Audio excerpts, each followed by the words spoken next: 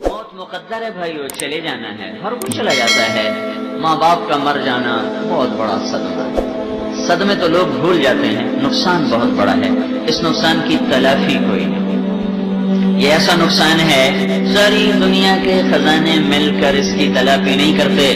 جب کسی شخص کی ماں مرتی ہے تو اللہ تعالیٰ فرماتے ہیں میرے بندے، جس کی وجہ سے تیرا خیال کرتا تھا وہ مر گئی، اب تو اپنے عمل کو ٹھیک کر تاکہ تیرے عمل کی وجہ سے میں تیرا خیال کرتا رہوں، تیرا اکرام کرتا رہوں۔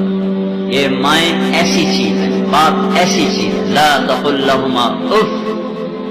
اف ہماری زبان میں ہے جو ماں نے بلایا باپ نے بلایا یہ جو ناگواری کے ساتھ ہے یہ وہ اف ہے، اس پر سارا عمل برباد ہو جاتا ہے۔ وہ جو مستقل نافرمان ہو اس کے پیچھے کیا ہوگا؟ سنو، جس نے ماں باپ کو دکھ دیا اس پہ اللہ کی لعنت، اس پہ فرشتوں کی لعنت، اس پہ زمین آسمان کی لعنت، اس کی نماز قبول نہیں، اس کا روزہ قبول نہیں، اس کا صدقہ قبول نہیں ہے۔ یہ منفی پہلو بتایا، مثبت پہلو۔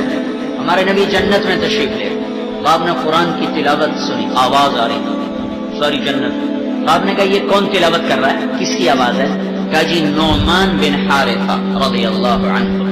نعمان ان 6 آدمیوں میں ہیں جنہوں نے نبوت کے 11ویں برس میں ہمارے نبی کے ہاتھ پر کلمہ پڑا تھا، مینا کی وادی میں۔ 6 کے 6 نعمان بن حارثہ۔ تو وہ آپ نے کہا وہ تو مدینے میں بیٹھا ہوا ہے، جنت میں آواز کہاں سے آ رہی؟ تھوڑے سے مجمع کو سنانے کے لیے اتنا بڑا سپیکر ہے، عورتوں کو سنانے کے لیے، مردوں کو سنانے کے لیے یہ اتنا بڑا سپیکر لگا ہوا ہے۔ نعمان کے پاس کون سا سپیکر ہے کہ وہ مدینے میں قرآن کھول کے پڑھتا ہے، 7 آسمان کو چیرتی ہوئی آواز ساری جنت میں گونجنے لگ جاتی۔ تو فرشتوں نے کہا جی ماں کے فرما بردار ہیں، اس صلے میں ان کی تلاوت ساری جنت میں گونجتی۔ وہ ماں کے کیسے فرما بردار تھے؟ وہ اپنی ماں کے کپڑے خود دھوتے تھے، بیوی سے نہیں دھلواتے تھے۔ ہم اپنی بیویوں سے کہتے ہیں میری ماں کی خدمت کر، میں فارغ نہیں تو کر، اس کے ذمے نہیں، جس کے ذمے وہ کہتا میں فارغ نہیں، جس کے ذمے نہیں اس کو رگیدتا ہے کہ تو کر۔ یہ کیا کرتے تھے؟ ماں کے کپڑے خود دھوتے تھے، ماں کے لیے سالن خود بناتے تھے، آٹا گوندھ کے روٹی خود بناتے تھے، پھر نوالے بنا بنا کے ماں کو کھلاتے تھے، پھر اس کو تیل لگاتے، پھر کنگھی کرتے، پھر جوئیں نکالتے، پھر نوکر کی طرح کھڑے ہو کر اس کے حکم کو سنتے تعمیل کرتے۔ جب کوئی ماں حکم سناتی وہ سمجھ میں نہیں آیا تو دوہراتے نہیں تھے، اماں کیا کہا مجھے سمجھ میں نہیں آیا، ذرا پھر سے باہر نکل کر بیوی کو باہر بلاتے، پھر اپنی بیگم سے پوچھتے میری ماں نے کیا کہا تھا مجھے سمجھ میں نہیں آیا۔ 2 صحابہ کے بارے میں آتا ہے سب سے زیادہ ماں کے فرما بردار، ایک عثمان رضی اللہ تعالیٰ عنہ اور ایک نعمان بن حارثہ رضی اللہ تعالیٰ عنہ۔ عرب میں کٹھے کھانے کا دستور ہے، کٹھے، الگ الگ پلیٹوں میں نہیں، آج بھی کٹھے کھاتے ہیں۔ امام زین العابدین رضی اللہ عنہ اپنی ماں کے ساتھ بیٹھ کے کھانا نہیں کھاتے، اور ویسے ان کی ماں کی خدمت سارے مدینہ میں مشہور تھی۔ جو ایک دن کسی نے کہا آپ ماں کے ساتھ کھانا کیوں نہیں کھاتے؟ کہنے لگے مجھے ڈر لگتا ہے کوئی ایسی بوٹی نہ اٹھا لوں جو میری ماں کو پسند ہو اور میں کھا کر اللہ کا مجرم بن جاؤں، میں اس لیے ماں کے ساتھ روٹی نہیں کھاتا۔ موسیٰ علیہ السلام اللہ سے کہنے لگے یا اللہ میرا جنت کا ساتھی کون ہے؟ تو اللہ تعالیٰ نے فرمایا فلاں قصاب، قصائی، ہماری پنجابی میں قصائی، یہ گوشت کاٹنے والے، بیچنے والے، کہ وہ تیرا ساتھی۔ موسیٰ علیہ السلام نے پوچھا کہاں؟ فلاں بازار، یہ نام۔ بڑے حیران کہ قصائی موسیٰ کلیم کا ساتھی۔ بازار گئے، ایک قصائی گوشت بیچ رہا ہے، کاٹ رہا ہے، اور قصائیوں کی طرح شام ڈھلی، گوشت کا ٹکڑا تھیلے میں ڈالا، کندھے پہ لٹکایا، گھر کو چلا۔